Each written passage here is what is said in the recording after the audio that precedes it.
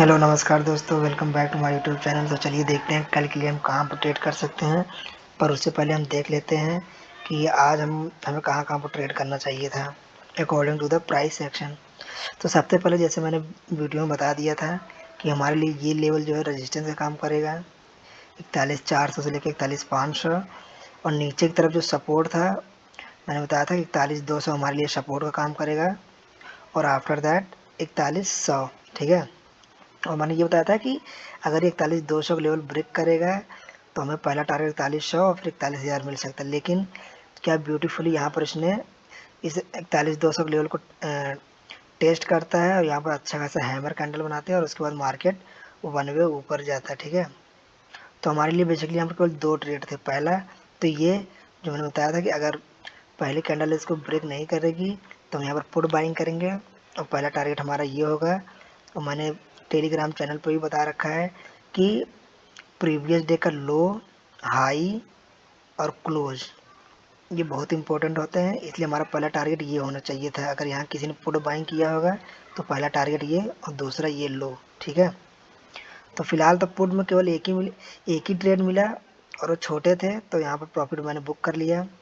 उसके बाद जब ये जब हैमर कैंडल बनी यहाँ पर सपोर्ट के आसपास, तो जब भी कोई हैमर कैंडल सपोर्ट के आसपास मिले और अच्छा खासा सपोर्ट के आसपास मिले तो वेट मत कीजिएगा, डायरेक्ट बाई कर लिया करिए। ठीक है। तो जिसने भी यहाँ पर जिसने भी बाई कर लिया होगा इस कैंडल के आसपास, जैसे इस कैंडल हैमर कैंडल का ब्रेक होता है हाई, जिसने भी बाई किया होगा उसको अच्छा खासा ट्रेड मिला होगा। पर लेकिन यहाँ पर बाई क्यों नहीं करनी चाहिए थी? क्यों? क्योंकि देखो दो चीज़ें हैं। यहाँ से हम देखें, इस हैमर कैंडल से देखें, ये है 41,266 से जो है ये 350 लगभग 100 पॉइंट का है। तो 100 पॉइंट में कभी नहीं कूदना चाहिए।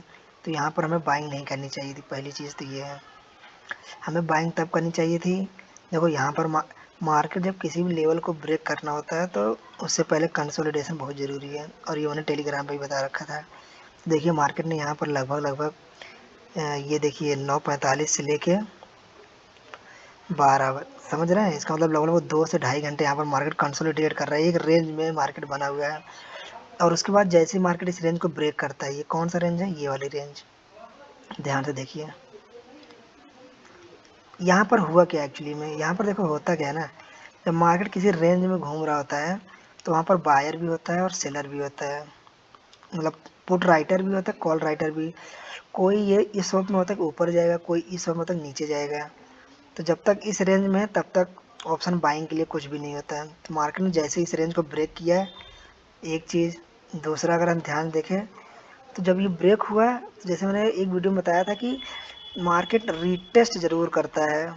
अगर उसको ऊपर जाना है ना तो रीटेस्ट ज़रूर करेगा। तो यहाँ पर ध्यान देखेंगे, ये ब्रेक किया इस लेवल को और ये वाली कैंडल देख रहे हैं, ये वाली जो हैमर टाइप दिख रही है, इसने जहाँ से ब्रेकआउट दिया उसको टेस्ट किया है और फिर वन वे यहाँ पर जब ये कैंडल इसको ब्रेक किया ना, ये रेड कैंडल बनी, इसके बाद ये इनसाइड कैंडल, और जैसे इसने इनसाइड कैंडल को ब्रेक किया तो एक्चुअल में हमारा ट्रेड यहीं पर होना चाहिए था। और स्टॉप लॉस जो होना चाहिए था, या तो ये इनसाइड कैंडल का लो या तो मैक्स टू मैक्स ये लो, ये हमारा होता है स्टॉप लॉस। और फिर उसके बाद देखिए अच्छी खासी रैली आई और मार्केट लगभग लगभग यहाँ से अगर हम देखें तो 400 से लेके लगभग लगभग 700 तक, मतलब 300 पॉइंट हमें आज कैप्चर करने को मिला। ठीक है।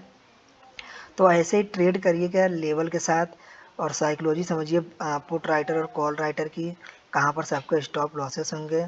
क्योंकि मार्केट यहाँ पर कई दिनों से रेंज में घूम रहा था तो सबके स्टॉप लॉस मैक्सिमम यहाँ पर या तो यहाँ पर होंगे। तो जैसे मार्केट इस लेवल को देखिए ब्रेक करता है, ये देखिए वन वे यहाँ पर एक भी 5 मिनट की कैंडल जो है वो रेड नहीं है।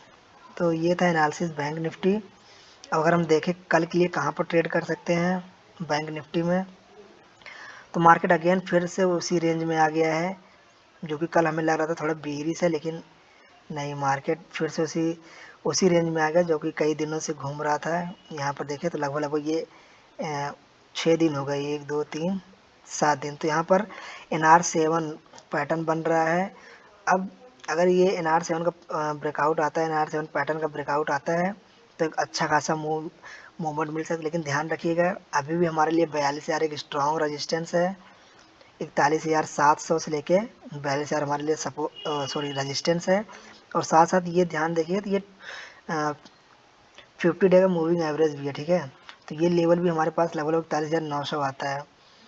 तो अगर कल मार्केट 41,722, ये लेवल जरूर ध्यान रखिएगा, 41,722 के ऊपर क्लोज करता है, कोई 5 मिनट या 15 मिनट के कैंडल क्लोज करता है, तो हमने कॉल बाइंग कर सकते हैं। हमारा पहला टारगेट 41,900 होगा, दूसरा 42,000, ठीक है। ज़्यादा होप मत करिएगा, ये मेजर रेजिस्टेंस है। तो अगर इसको 42,000 का लेवल ब्रेक करना होगा तो कम से कम जैसे आज इसने यहाँ पर कंसोलिडेशन किया है उसी तरह कंसोलिडेशन होना चाहिए 2-2.5 घंटे का, ठीक है। तो ये लेवल है फॉर बैंक निफ्टी। नीचे की तरफ अगेन वही हमारे लिए सपोर्ट का काम कर रहा है, 41,100 से लेकर 41,200 हमारे लिए सपोर्ट का काम करेगा। तो ये है बैंक निफ्टी। और निफ्टी में देख लेते हैं हम कैसे ट्रेड कर सकते हैं। तो निफ्टी एक शानदार ब्रेकआउट कर, अगर हम ध्यान से देखें यहाँ पे, तो पहली बात तो निफ्टी जो ट्रेंड लाइन बना रहा है यहाँ पे, और कोई भी जो भी लो है वो प्रीवियस लो को ब्रेक नहीं कर रहा। जैसे यहाँ पर मार्केट ने ये लो बनाया, उसके बाद ये लो बना, देखो यहाँ पर भी लो बना, पर इसने इस लो को ब्रेक नहीं किया। इसका मतलब मार्केट अभी भी यूँ कह सकते हैं कि बुल्स के हाथ में है, ठीक है। और इसने एक अच्छा खासा ब्रेकआउट भी दे दिया। यहाँ पर जो ये जो रेंज बन रही थी कई दिनों से, ये वाली जो रेंज है, इसने इसको स्ट्रॉन्ग ब्रेकआउट दिया है। तो और ये जो लेवल भी था 17,800, इसको भी ब्रेक कर दिया है। तो चलिए अब कल के लिए हमारा प्लान क्या होना चाहिए। पहली बात तो सबसे पहला रेजिस्टेंस है 18,000, एक तो साइकोलॉजिकल लेवल है, ठीक है। दूसरा अगर हम ध्यान देखें यहाँ पर 15 डे का मूविंग एवरेज भी आ रहा है। तीसरा अगर हम ध्यान से देखें तो ट्रेंड लाइन भी यहीं से जा रही है, ये देखिए, 1 सेकेंड, ये देखिए। तो यहाँ पर हमारे पास 3 रेजिस्टेंस है, ध्यान रखिएगा 3। पहला 50 डे का मूविंग एवरेज, दूसरा 18,000 साइकोलॉजिकल लेवल, तीसरा ये ट्रेंड लाइन। तो ये ध्यान रखिएगा, मार्केट जब तक 18,020, ये नंबर याद रखिएगा, 18,020 के ऊपर स्ट्रॉन्ग क्लोजिंग ना दें, 5 मिनट की कैंडल और 15 मिनट की कॉल, तब तक कॉल मत बाई कीजिएगा, अदरवाइज आप ट्रैप हो जाएंगे और यहाँ पर अगेन सेलर एक्टिवेट हो जाएंगे, क्योंकि यहाँ पर 3 रेजिस्टेंस है। तो सेलर को जैसे मौका मिलेगा यहाँ पर एक्टिवेट हो जाएंगे। तो लेवल के साथ प्ले कीजिएगा।